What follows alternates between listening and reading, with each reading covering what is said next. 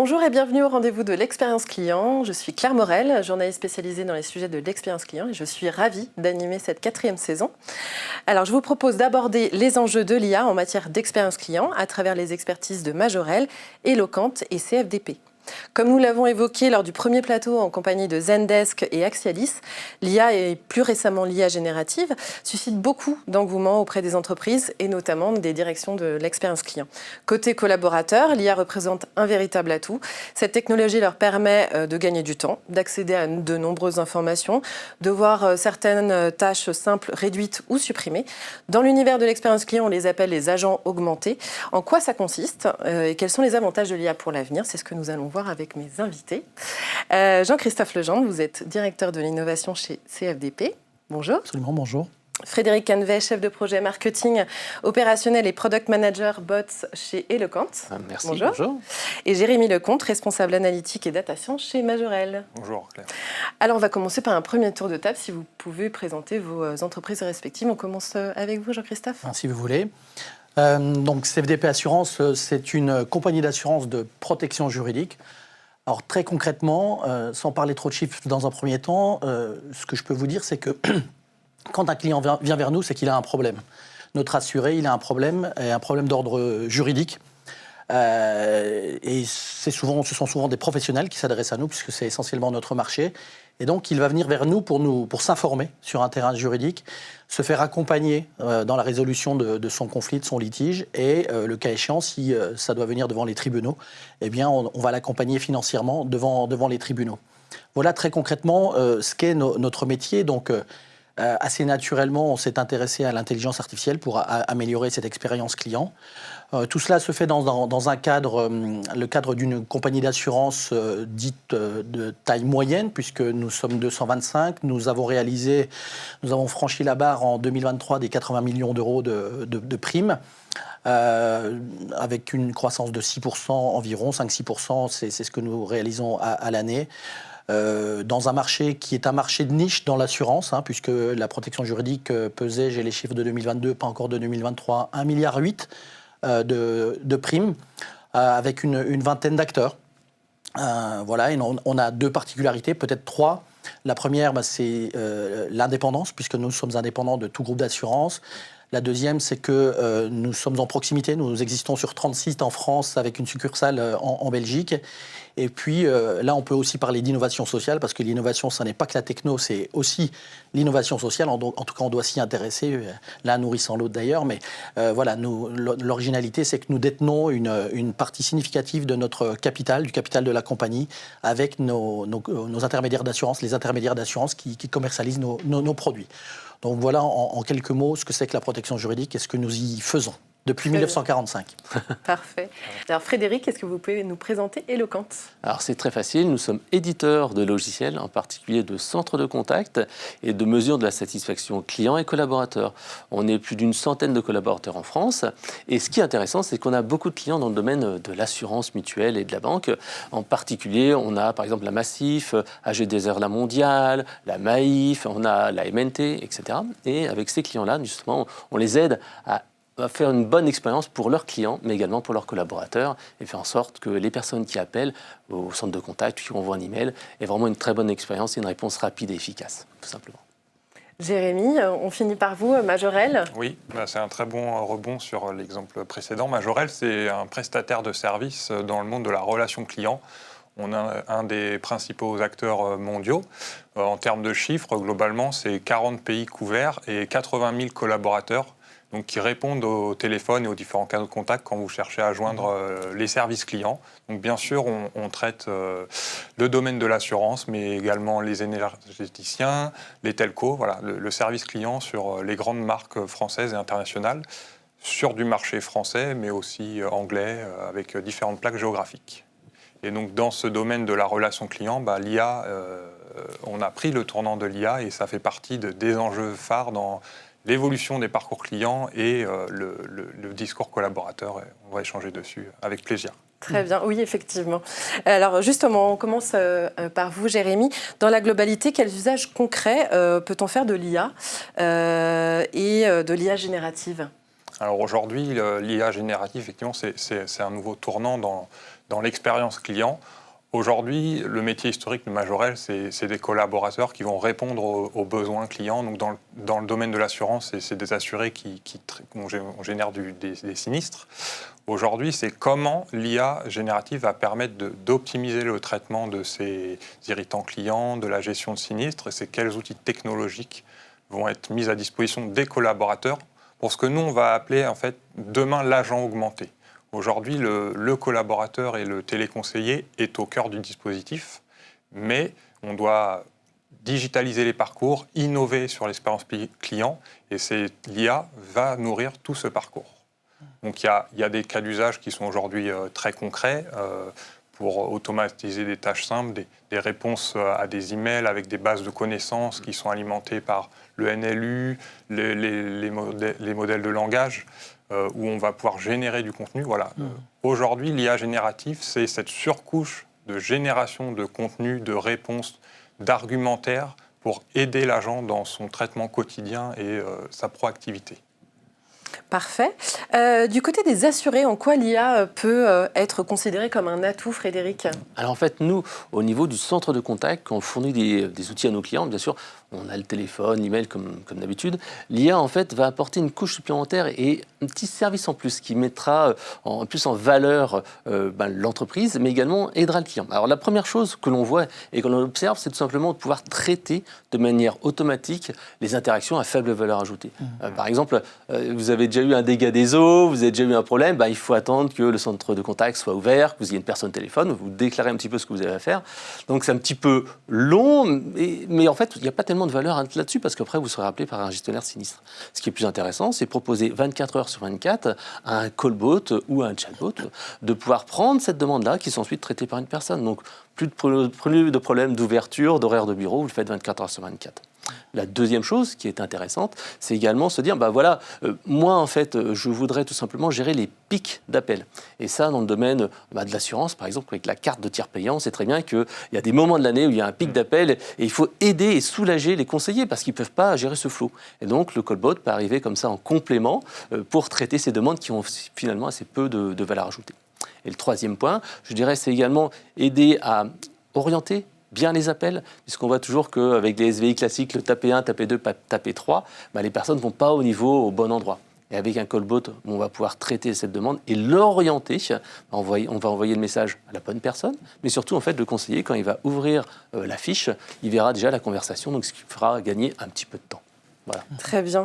Frédéric, en ce qui concerne le travail des agents, qu'est-ce qu'on peut dire justement en quoi ça... Alors, ça rejoint un peu ce que Jérémy a expliqué tout à l'heure, les agents augmentés. C'est quoi la valeur ajoutée finalement de l'IA par rapport à leur travail aujourd'hui ? Alors moi, je verrais déjà 3 applications concrètes. La première, et qui est la plus évidente, c'est essayer de faire gagner du temps aux agents. La première chose, si vous avez déjà été dans un centre de contact, vous avez déjà vu comme moi que les agents, ils prennent les appels tout le temps. Et puis en fait, une fois qu'ils ont fait leur travail, ils font leurs petits commentaires, le compte rendu. Et si vous avez déjà lu des comptes rendus, vous voyez que c'est des abréviations, des choses qui ne sont pas très claires parce qu'en fait, ils ont besoin de saisir quelque chose très très très rapidement.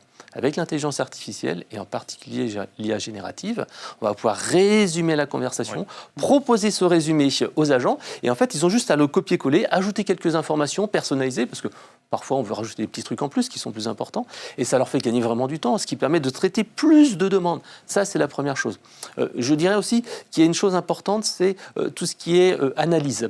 Toute cette richesse de ces commentaires, de ces résumés, on va pouvoir les récupérer au niveau du service client, du service marketing, pour détecter s'il n'y a pas des petits problèmes dans le parcours client, s'il n'y a pas des petites choses à améliorer, des irritants. On pourra également travailler au niveau du quality monitoring, c'est-à-dire se dire, est-ce que la personne s'est bien présentée, elle a bien dit son nom, prénom, est-ce qu'elle a bien mis la musique d'attente entre les appels, est-ce que s'il y a eu quelque chose, un contrat, quelque chose qui a été vendu, est-ce qu'on a fait quelque chose au niveau des mentions légales. Ça, c'est vraiment important. Et ça permet de gagner du temps aux agents et aux personnes qui vont écouter ces appels. Donc ça, c'est quelque chose qui est intéressant à faire.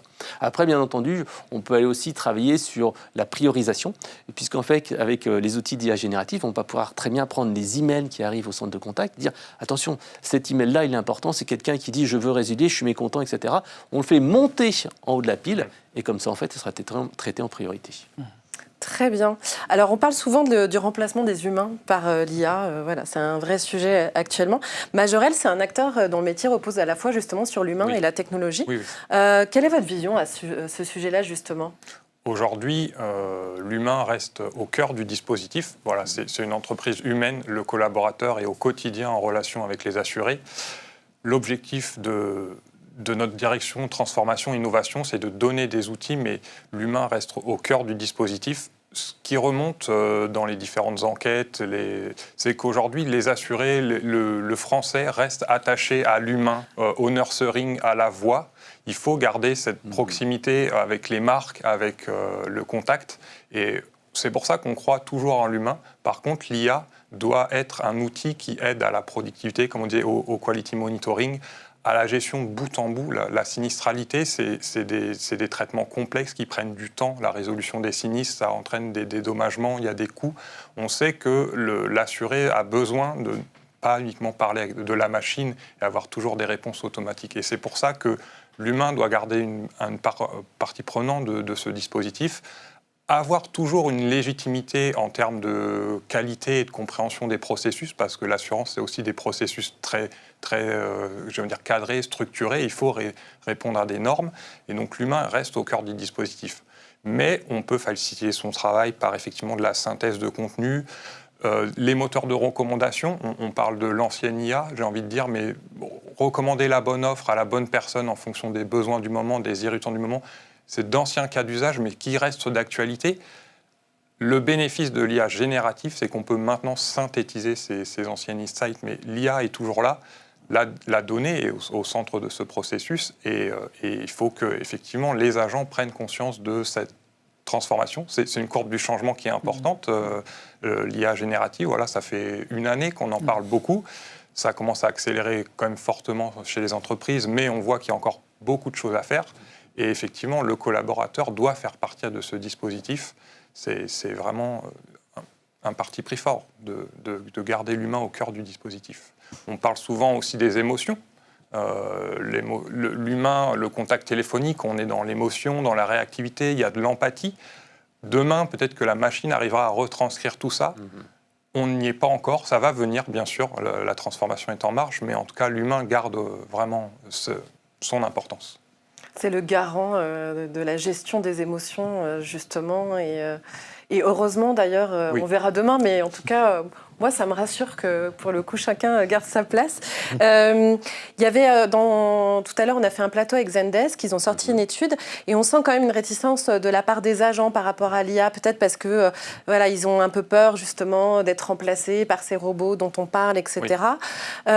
Un mot, justement, Frédéric, sur ce sujet-là. Alors, peut-être qu'il y a un problème de communication, de formation, que ça arrive tout juste, on ne sait pas encore très bien, il y a peut-être un flou encore à ce sujet. Oui, en fait, c'est un petit peu comme à l'époque des chatbots un petit peu classiques. Les gens se disaient, ben voilà, le chatbot va prendre mon travail. Sauf qu'on se rend compte qu'on est en complémentarité. Et nous, en fait, ce qu'on invite nos clients à faire, c'est en fait d'analyser les interactions en utilisant 4 niveaux d'interprétation. Le premier niveau, ce sont toutes ce qui sont interactions polluantes. C'est-à-dire, par exemple, j'ai un appel, mais qui ne doit pas être traité par moi ou qui doit être réorienté. Typiquement, ben, je suis une grande marque, c'est un appel qui arrive, mais ce n'est pas pour moi, c'est pour le courtier, etc. Donc à ce moment-là, ben, je ne vais pas le traiter moi-même et faire un renvoi. Non, je vais prendre l'intelligence artificielle et je vais transférer à la bonne personne. Donc ces interactions polluantes, il faut les supprimer et pas les traiter, ça ne sert à rien. Deuxième chose, ce sont les interactions automatisables.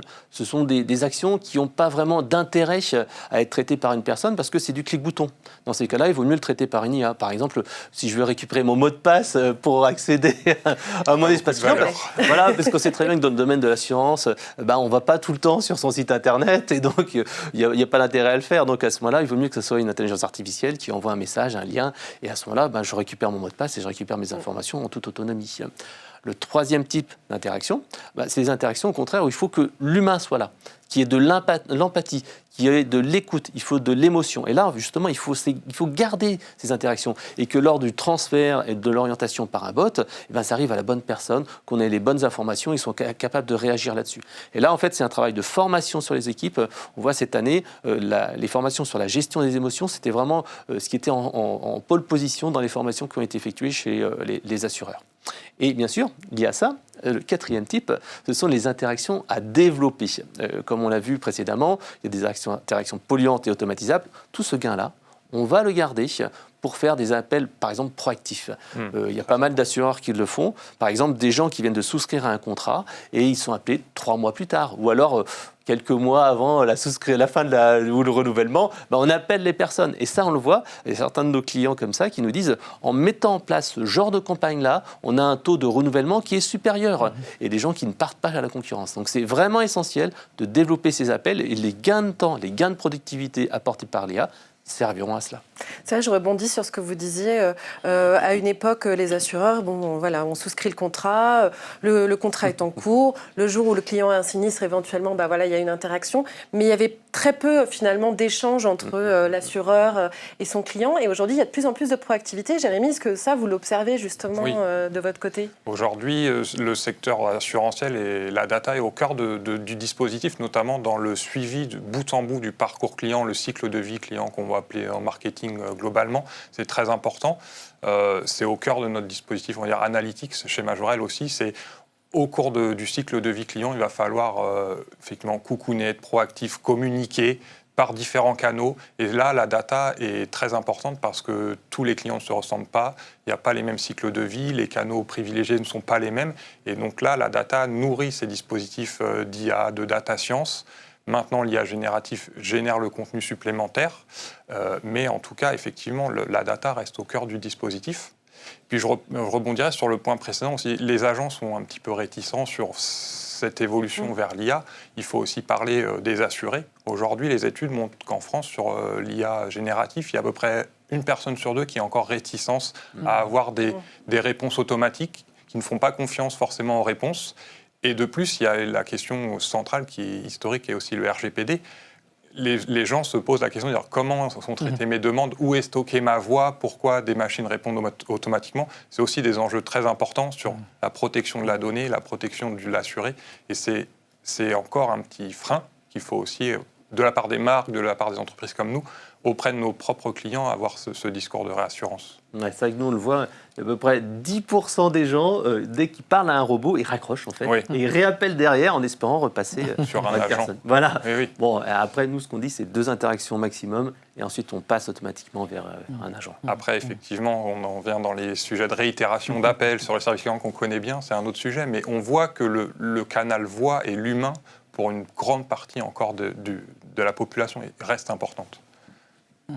Alors Jean-Christophe, je me tourne vers vous. Vous êtes directeur de l'innovation au sein de CFDP, acteur de la production juridique, vous le disiez tout à l'heure. Avant de parler d'utilisation de l'IA au sein de votre entreprise, quels sont vos enjeux en matière d'expérience client ? Je pense que beaucoup de choses ont été dites que je rejoins tout à fait. Nous, ce qu'il faut comprendre, c'est qu'on est assureur, mais on est au carrefour de l'assurance et du droit. Nos clients nous contactent pour avoir de l'information juridique aussi, pour déminer une difficulté qui pourrait advenir. Et ce que l'on veut, c'est lui permettre de mettre le curseur là où il a envie, entre la totale autonomie et le total accompagnement.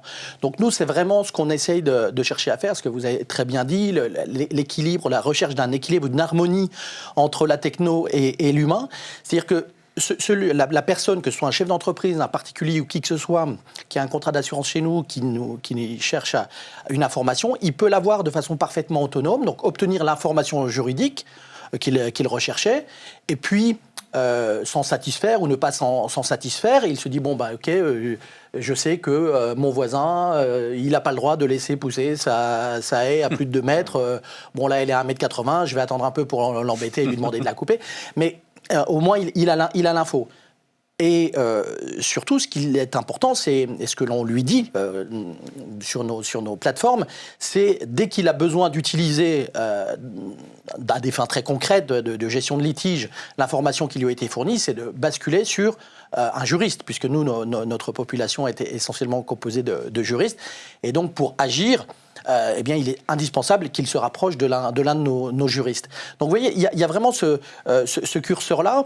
Et puis, et ça ne dépend pas de la population. On ne peut pas dire un particulier, il veut absolument avoir un être humain au bout du fil. C'est un chef d'entreprise, un artisan, il peut avoir envie dans sa voiture le matin d'appeler, de tomber sur quelqu'un immédiatement parce qu'il n'est pas à l'aise avec la techno. Donc, il faut qu'on puisse aussi lui proposer ça. Chaque individu, véritablement, doit définir son propre besoin et on essaie de couvrir au mieux l'ensemble de ses besoins dans cette approche de questionnement juridique qui est donc notre métier. Mais surtout, ce qui est super important, c'est de pouvoir l'accompagner là où il en a besoin, dans la gestion amiable de son contentieux. Nous, on s'aperçoit que si on y parvient, en général, on lui fait gagner 5 fois plus de temps que s'il doit aller devant un juge. On connaît l'état de la justice en France, qui est meilleur que dans beaucoup de pays, mais qui est quand même très, très perfectible. C'est un service public qui n'est pas trop apprécié des Français. Donc, on sait quand ça commence, on ne sait pas trop quand ça finit. Et donc, nous, ce qu'on lui propose, c'est de l'accompagner justement le mieux possible, mais avec des gens dans la définition de sa problématique et le choix de la stratégie la plus adaptée pour parvenir à une solution amiable. C'est ce que les gens cherchent en général. Donc nous, notre baseline, c'est une société apaisée, des accords durables. Et ça, pour faire ça, on n'est pas dans quelque chose de très mécanisable pour le coup. Il faut des interactions humaines pour se dire la vraie problématique, c'est quoi ? Et très souvent, ce n'est pas juste une question d'application du droit, c'est aussi une question relationnelle.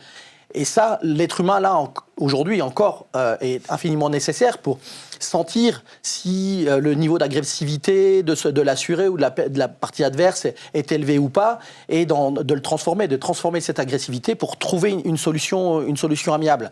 Et puis après, bien évidemment, on va l'accompagner devant les tribunaux, mais là, les choses nous échappent un petit peu, et la technologie doit aussi imprégner ce domaine-là. C'est l'un des souhaits exprimés par le ministre Dupond-Moretti. Il veut, d'ici 2027, diviser par 2 le temps des procédures en France. Ouais. Donc c'est une belle ambition, et je croise les doigts pour qu'il y parvienne, pour que nous y parvenons. Enfin, en tout cas, nous, on prend on fait ce que l'on peut, puisque la profession, je le rappelle, gère 600 000 dossiers chaque année, plus de 2,5 millions d'informations juridiques, toute la profession, pas juste nous. Donc, ce qui veut dire qu'on absorbe une partie du contentieux français. Donc, c'est notre rôle sociétal aussi, qu'on peut exprimer comme ça. Alors justement, chez CFDP, vous avez intégré l'IA à travers un outil qui s'appelle Adelia. Vous allez nous en parler. Ça illustre plutôt bien ce qu'ont dit Jérémy et Frédéric auparavant, c'est-à-dire vraiment placer l'IA au bon endroit pour aider les juristes, notamment, Exactement. Qui sont en contact avec les assurés, etc., sans pour autant que ça prenne une place prépondérante, mais juste pour faciliter la vie à la fois des assurés et puis de vos agents. Du coup, en quoi consiste cet outil ? Vous avez bien compris, effectivement, puisque je dirais l'audace dont on a fait preuve, c'est de le mettre à disposition aussi de nos assurés. Donc, puisque nous, on est compagnie d'assurance, donc nous portons un risque, et nous distribuons nos produits par l'intermédiaire de courtiers, donc il y en a à peu près 3000 sur le territoire français, et puis on a des assurés finaux, que ce soit des chefs d'entreprise ou des particuliers, et donc on s'est dit, cet outil-là ne doit pas être réservé à nos équipes, à nos juristes. On doit aussi le mettre à disposition de nos assurés. Donc, quand ils vont sur leur espace, ils ont un bouton qui est dédié à ces questionnements juridiques. Alors, jusqu'à présent, on leur mettait à disposition des fiches juridiques qui étaient bien faites et qui pouvaient déjà faire remplir leurs fonctions, et puis des démarches d'assistance. Mais très vite, dès que l'IA générative est sortie, on s'est rapproché d'un partenaire techno, pour le coup, qui nous a aidé à l'embarquer dès que c'est sorti. On s'est dit, voilà, il faut qu'on y aille. On saute dans la piscine, on ne sait pas très bien nager, mais on va sauter dans la piscine et on va apprendre à nager petit à petit. Et c'est vraiment ce qui s'est passé. Donc, on a fait preuve de cette audace-là. Alors après, on parlera tout à l'heure des garde-fous, parce qu'effectivement, il en faut, bien évidemment. Mais en tout cas, on a voulu mettre cet outil à leur disposition aussi. Et très concrètement, qu'est-ce qui se passe ? Quand on a un assuré qui appelle, il va évidemment tomber tout de suite sur un juriste qui, lui, va pouvoir interroger le bot très rapidement. et le bot va le mettre sur la piste. Donc un juriste un peu aguerri, il sait très bien si la réponse est bonne ou pas bonne. Mais en tout cas, s'il a des doutes, au moins ça va le mettre sur la piste. Et il peut en direct immédiatement renseigner l'assuré, ce qui est quand même bien là où avant, il fallait, s'il n'était pas sûr de la réponse, il fallait qu'il fasse la recherche, qu'il rappelle l'assuré. C'était quand même une expérience client un peu moins fluide. Donc aujourd'hui, on a cette possibilité-là de le renseigner en direct. Et puis, encore une fois, je pense que l'IA générative, ça n'est pas la vérité révélée. Il faut s'assurer, il faut superviser l'outil. Et donc s'assurer qu'on dit pas de bêtises, surtout dans le domaine du droit, on pourrait le dire dans le domaine de la médecine a fortiori, mais dans le domaine du droit, il faut essayer d'éviter de dire des bêtises. Donc si on a des doutes, on va aller chercher le texte qui a été cité par l'IA, parce que, encore une fois, dans la façon dont on a construit l'outil, ça produit une information et un chemin vers le texte. On va aller sur le texte et vérifier tout de suite si c'est bien celui qui s'applique à la situation qui nous a été donnée. Donc on a cet outil à destination donc, de la population interne. On l'a mis à la disposition aussi de nos courtiers, des prestataires avec lesquels on travaille, qui s'en disent très satisfaits. Ils disent mais là il faut en faire quelque chose, moi j'ai des clients qui pourraient être intéressés par ça. Donc on bascule un peu de la dimension assurantielle vers la dimension pure service. Donc ça c'est intéressant. Et puis donc évidemment l'assuré final qui, comme je vous le disais tout à l'heure, il va sur son espace, il pose la question, puis après c'est une architecture d'IA générative, alors en l'occurrence ChatGPT, mais demain ce sera peut-être autre chose, mais en tout cas c'est ce qui permet de générer en direct du texte, et puis l'enjeu effectivement demain c'est de passer du texte à la voix et de la voix au texte pour qu'il puisse lui aussi avoir la réponse via l'oreille si jamais c'est ce qui lui convient.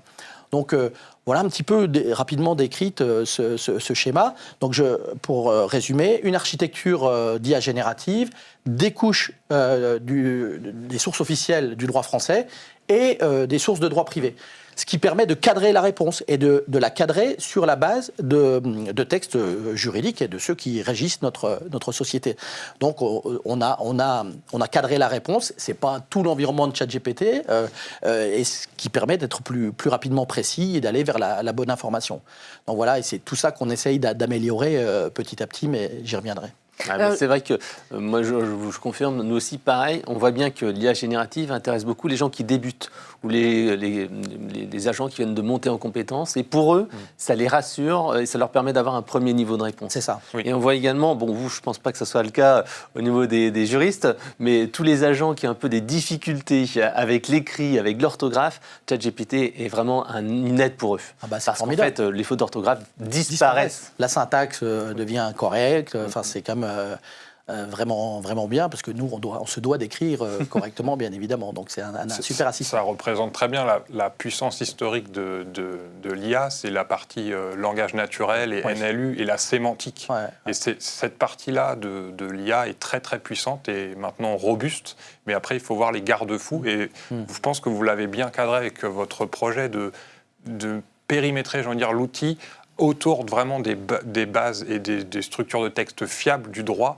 qui permet d'avoir un cadre sécuritaire où la réponse forcément qui va être apportée va être plus cohérente, même s'il y a toujours l'expertise du juriste qui vérifie l'information. Oui. Et c'est d'autant plus important que là, vous êtes dans un sujet de temps réel.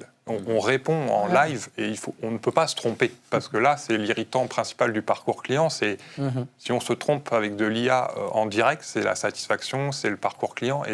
Et là, l'irritant est encore plus important pour la personne en face. On tolère moins bien l'erreur de la machine que l'erreur de l'être humain. On le voit bien en matière de voitures autonomes. En plus, c'est ce que vous disiez, on est dans l'univers de la législation, on est sur du texte vraiment, il n'y a pas une virgule ou un point qui doit changer. Justement, vous nous avez cité un petit peu les sources dans lesquelles le robot puise justement pour générer des réponses.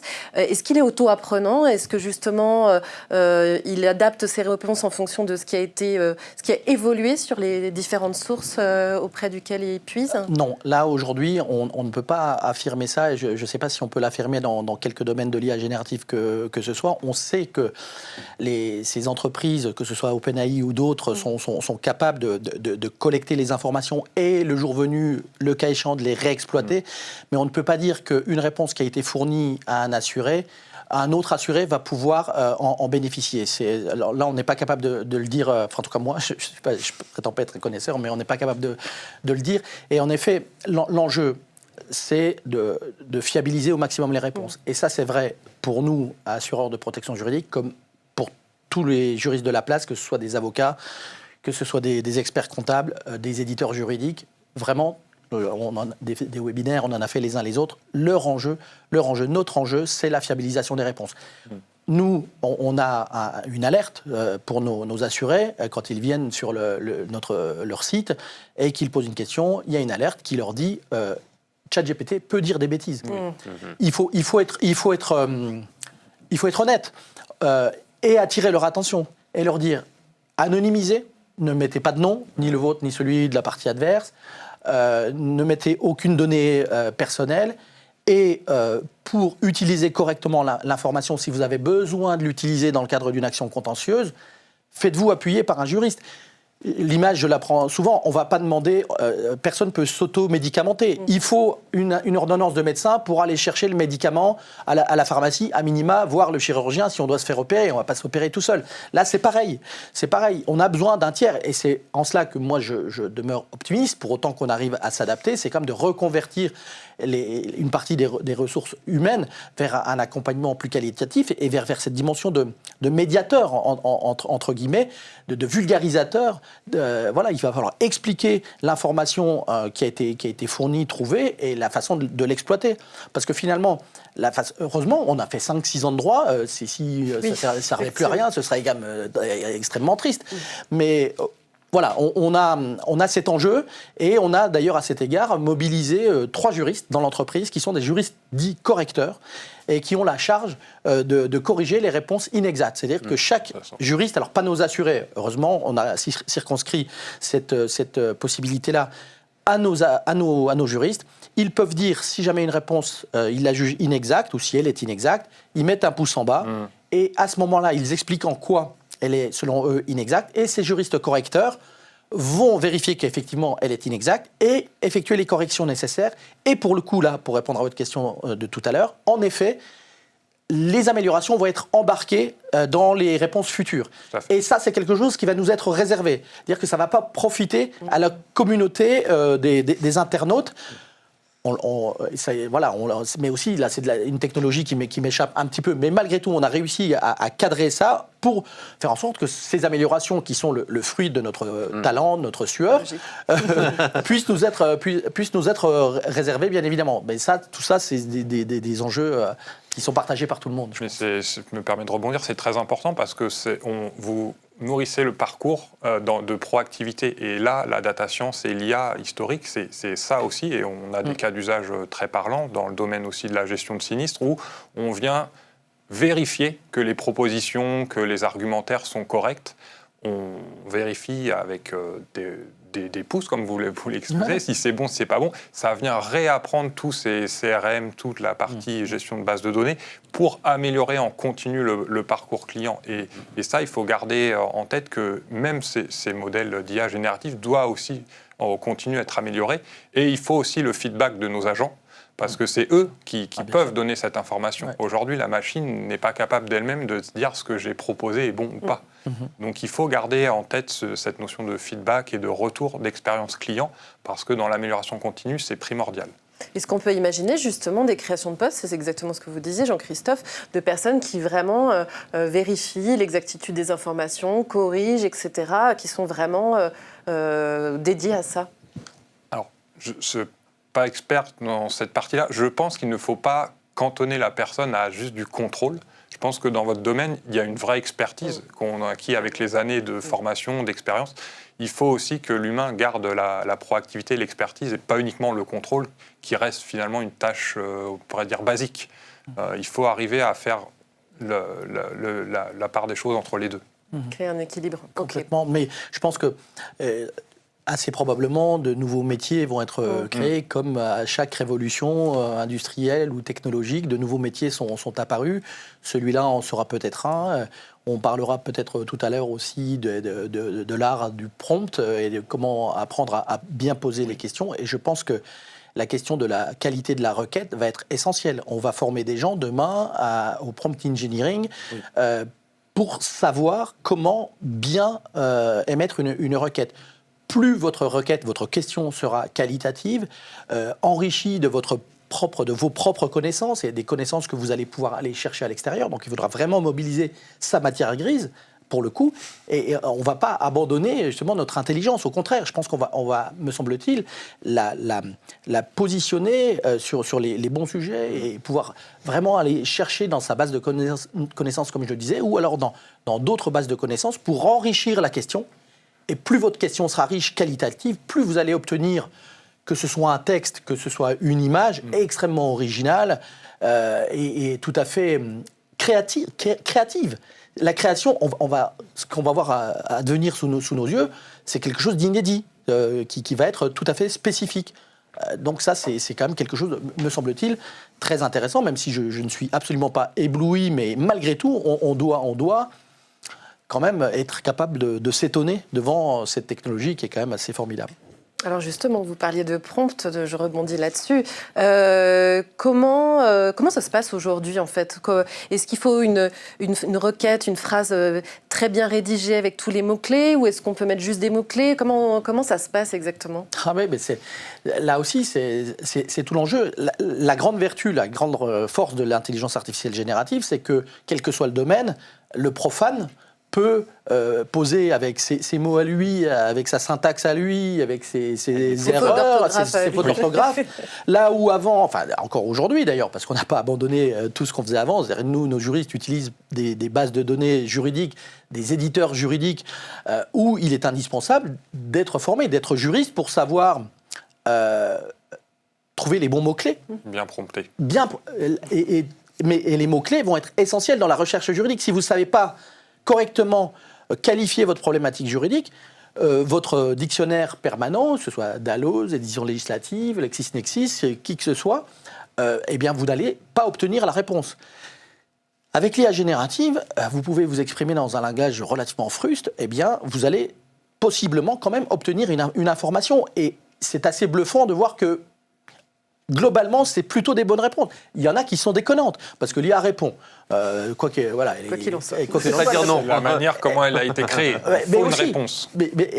Et bien évidemment, comme je le disais tout à l'heure, quand vous avez fait 5 ans de droit, vous allez poser une meilleure question que le profane, évidemment, et vous obtiendrez donc, par conséquent, une meilleure réponse. Et c'est ça qui va être intéressant demain, c'est d'apprendre à nos équipes, on est déjà en train de réfléchir à des parcours de formation, pour apprendre à bien prompter, à correctement prompter. Et ce sera ça l'enjeu de l'obtention d'une réponse plus fine, meilleure, plus fiable, voilà, c'est plus exploitable. Un nouveau verbe, prompter, du coup. Ah mais, non mais c'est sûr, il n'est pas dans le dico, mais il va l'être très probablement à la fin de l'année. J'imagine. Possiblement. J'en doute pas. Oui. Un mot sur la gouvernance des données, Jean-Christophe. Comment ça se passe à ce sujet-là ? Parce que c'est un vrai sujet aussi, pour le coup, quand on parle d'IA générative. On en a un petit peu parlé on en a un petit peu parlé tout à l'heure. Je crois qu'il faut mettre des alertes, attirer l'attention de nos assurés pour leur dire non, ne mettez aucune donnée, anonymisez tout ce que vous faites.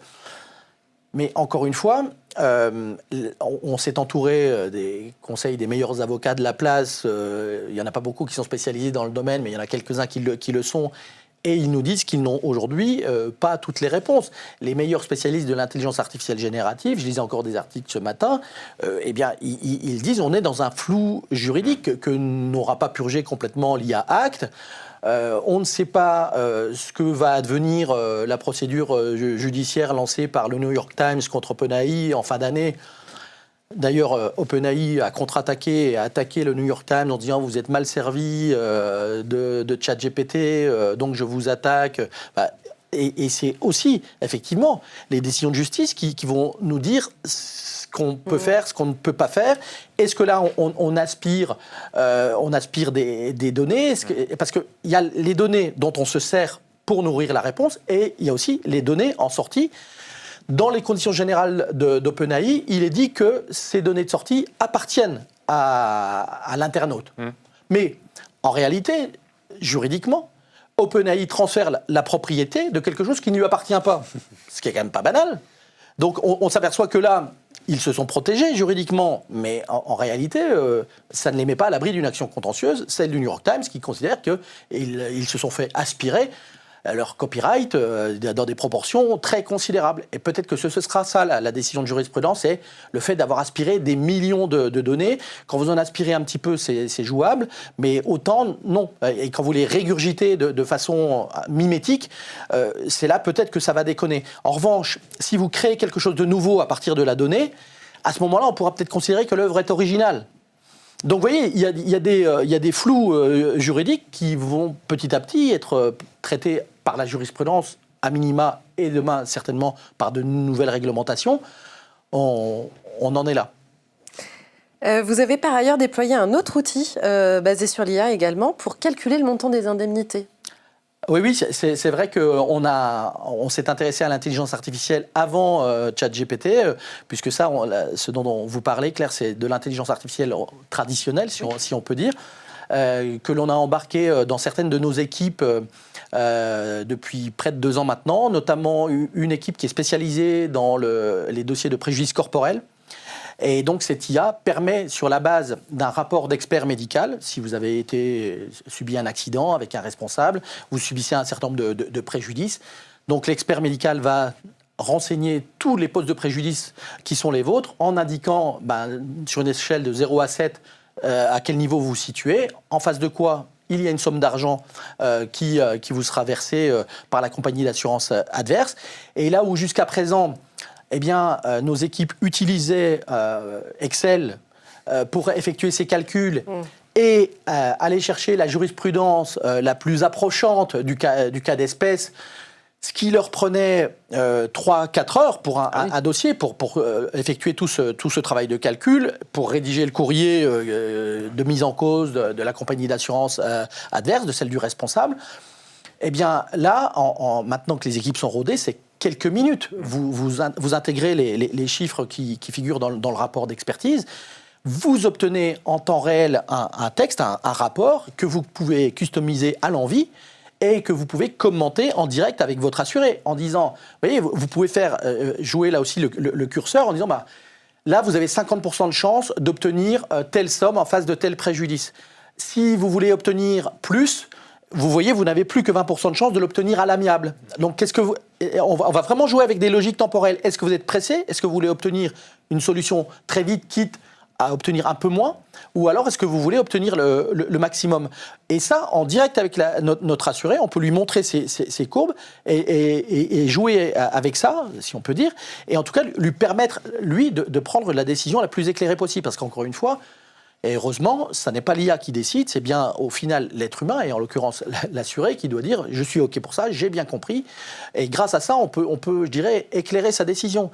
Et donc, la start-up qui travaille avec nous sur cet outil-là, qui a conçu cet outil-là, c'est un ancien magistrat et un mathématicien, mais des gens, c'est pas du tout des jeunes, si je puis dire, c'est des gens qui ont dépassé la soixantaine, qui ont créé cet outil.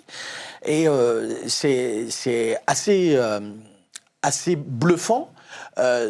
Mais en même temps, c'est du travail, parce que chaque décision de cour d'appel est embarquée et actualisée, ce qui fait qu'on a de plus en plus de décisions, et on sait parfaitement bien, pour résumer un peu le propos, se placer dans la tête du juge de la cour d'appel de Toulouse, dans cette situation-là, qu'est-ce qu'il va allouer à l'assuré. Et on s'est aperçu, et c'est là que c'est intéressant, c'est que évidemment, on obtient satisfaction plus vite parce qu'il n'y a pas d'aller-retour avec la compagnie d'assurance de responsabilité civile. Elle a vu qu'on avait vraiment bien documenté notre approche, que les décisions de jurisprudence étaient les meilleures possibles. Par conséquent, ils n'ergotent pas, ou en tout cas moins, et il y a moins d'aller-retour. Et là où il fallait parfois 1 an pour obtenir une décision, parfois plus, et bien là, en quelques mois, on obtient satisfaction, et on s'est aperçu que la moyenne des indemnisations était plutôt plus élevé qu'avant. Donc c'est quelque chose qui est extrêmement intéressant et qu'on a dupliqué avec un peu moins de succès, mais qui s'explique pour le droit social et pour le calcul des indemnités de licenciement. On a un chef d'entreprise, c'est arrivé très fréquemment, des cas d'usage, on en a. Le chef d'entreprise nous dit, ben voilà, si je procède à ce licenciement, qu'est-ce que je risque? Et donc là aussi, on renseigne tout un tas d'informations sur l'employé et on est capable de savoir, parce qu'aujourd'hui, avec les barèmes Macron, avec un peu plus de sécurité juridique, on sait combien il peut espérer perdre devant telle ou telle juridiction, et donc il fait le choix d'y aller ou pas. Et on s'est aperçu que des fois, il dit non, mais là, ok, je lâche, parce que de toute façon, ça n'a pas d'intérêt de résister, ou alors je résiste, ainsi de suite. Donc là encore, c'est un outil pour vraiment quantifier les indemnités, ce qui n'obère pas le maintien du libre arbitre, puisque au final, on peut dire, ben non, moi je ne veux pas payer, je ne suis pas prêt à payer. Je sais que potentiellement je payerai plus si on va devant le juge, mais tant pis, je préfère résister pour des raisons qui m'appartiennent. Donc voilà, c'est ça aussi l'usage de l'intelligence artificielle, et avec des rapports qui sont produits, qui sont de grande qualité, avec des courbes, des camemberts, ce que vous voulez, et ça vous permet d'illustrer le propos et de produire de la valeur. C'est vraiment créateur de valeur. Les avocats s'en servent beaucoup, par exemple, en matière de prestations compensatoires. Aujourd'hui, des avocats spécialisés dans le droit de la famille utilisent beaucoup, enfin, un certain nombre utilisent ça, et ils ne reviendraient plus en arrière. Et là, je peux vous assurer que nos équipes en interne ne reviendraient plus en arrière. Oui, du coup, un dernier point sur justement le retour de vos équipes à ce sujet, parce que c'est quand même du coup eux qui les utilisent, et j'imagine que vous avez de leur part un retour d'expérience déjà maintenant. Ah bah oui, près de 2 ans maintenant, effectivement, et il est celui que je viens de vous dire, hein, donc c'est quelque chose avec quoi elles doivent travailler désormais. Elles ne peuvent plus, ces équipes-là, s'en passer, mais c'est normal. Comme je vous le disais tout à l'heure, sur un dossier, ça peut être des économies qui se calculent en heures. Et en moyenne, ceux qui utilisent beaucoup aussi l'IA générative, donc Adélia dont on parlait tout à l'heure, ça peut être entre 1 heure et 2 heures d'économiser chaque jour, et du temps que vous allez investir dans la relation. Parce que là aussi, ce que vous avez très bien décrit, on va pouvoir utiliser aussi demain des outils qui vont permettre d'accélérer le temps administratif, de réduire le temps administratif, le temps des mails et tout ça. Et ce temps-là, il va être investi dans la relation, parce qu'une fois qu'on a renseigné la base de données, parce qu'il faut produire de la donnée aussi, hein, bien évidemment, et de la donnée de qualité, ça aspire de l'énergie. Et bien demain, cette énergie-là, elle sera consacrée à la relation en elle-même, à la recherche de la vraie problématique. Qu'est-ce qui fait problème, en intégrant la question des émotions, puisque quand on fait de la communication non violente et de la médiation, on sait à quel point les émotions sont mobilisables. Et comment est-ce qu'il faut transformer l'agressivité dans un litige pour en faire quelque chose de plutôt positif. Et c'est là-dessus qu'il faut travailler. Et là, l'IA, elle est encore pas tout à fait capable elle peut nous donner des indications sur l'humeur de notre assuré ou de la partie adverse, ça c'est sûr. Et ça peut être très, très utile. Mais dans la mise en œuvre de ce travail-là, dans la capacité à poser en temps réel les bonnes questions pour savoir ce que les gens au fond du ventre, est-ce qu'ils veulent vraiment, ça, il faut quand même un être humain. Et puis derrière, ça va être, voilà, allez, on se fixe sur cette stratégie-là, on va mettre ça en place. Et c'est ce qui peut nous espérer trouver une solution rapide, amiable. Et dans le cas d'une entreprise, de pouvoir conserver des relations avec le fournisseur ou avec lequel on était en bisbille, et alors qu'un procès, souvent, ça condamne quand même la relation, hein, souvent.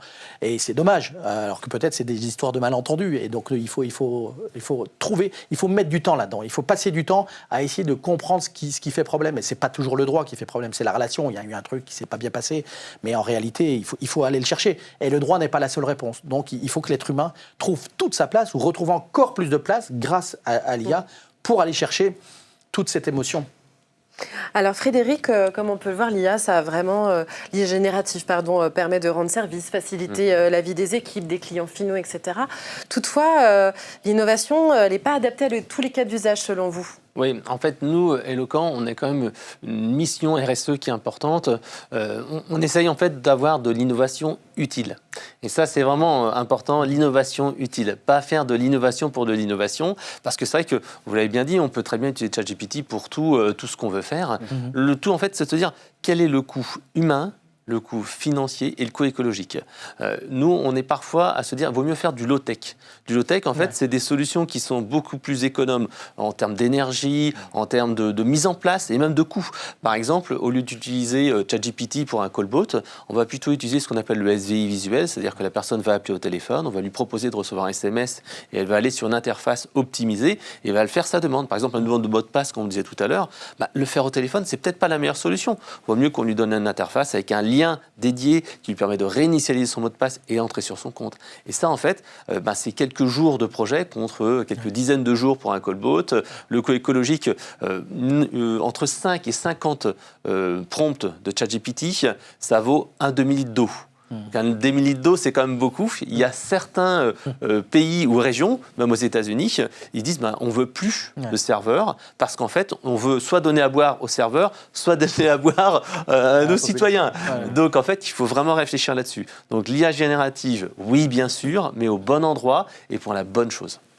Alors justement, ça va rejoindre ma question. Ma dernière question, c'est quels conseils on peut donner aux entreprises qui veulent se lancer dans ce genre de projet sur l'IA générative? Bon, déjà, de ce que j'ai compris, vraiment réfléchir aux besoins et au fait, il faut que ce soit utile véritablement, et que ça puisse être traité par l'IA générative et pas par autre chose. Bien sûr, de c'est prime ce abord. que vous disiez, le besoin est vraiment à définir et c'est ce qu'il faut comprendre avant de lancer un projet. Aujourd'hui, nous, chez Majorel, l'innovation et la transformation, on est plutôt dans une optique de proof of concept, of proof of value, avant une vraie mise en production exponentielle. L'idée, c'est de trouver des projets où on peut mesurer déjà des ROI, quantifier des gains potentiels avant de mettre un investissement dans une technologie. Il faut bien définir le périmètre, le besoin. Après, ensuite, effectivement, de mon point de vue de data scientist analytique, il y a un vrai enjeu sur la qualité de la donnée. Tous ces projets sont vraiment au cœur la donnée est au cœur de ces projets. Il faut une qualité de données propre et on a échangé tout à l'heure sur les prompts. Aujourd'hui, l'aspect prompt est très important pour poser la bonne question, mais si la donnée derrière qui doit répondre à ces questions n'est pas de qualité, la qualité de la réponse sera fausse ou mauvaise. Et c'est là aujourd'hui, la limite de l'IA générative. C'est qu'on peut quand même mettre des curseurs sur ces modèles. On peut changer les degrés de sécurité, de réponse. C'est des approches probabilistes, c'est-à-dire qu'on va vous apporter une réponse qui plus ou moins répond à la demande initiale. Donc, il faut avoir ces enjeux en tête. On peut mettre un curseur sur la qualité de la réponse. La data est au cœur du processus pour le parcours client, les irritants du parcours. On cherche toujours à répondre à la satisfaction de l'assuré final ou des personnes. Et puis j'ai envie de dire, ne pas forcément chercher à accélérer trop vite. Voilà, choisir des bons projets, timer dans le temps avec des mesures à la fin de projet. Les gains, on parlait de gains en termes d'heures de production, ça c'est un premier aspect. Il y a des gains financiers à aller chercher avant de partir sur des approches très industrialisées de ces solutions qui sont coûteuses en énergie. Choisissons bien les projets, mesurons les ROI. Et effectivement, il y a de beaux cas d'usage à mettre en place, mais il faut cibler le bon périmètre. Très bien. Écoutez, messieurs, je vous remercie infiniment pour vos éclairages. Et moi, je vous retrouve dans un prochain épisode où on parlera gestion de projets autour de la relation client et de l'expérience client. À très bientôt. Merci, messieurs. Merci à vous. Merci Claire.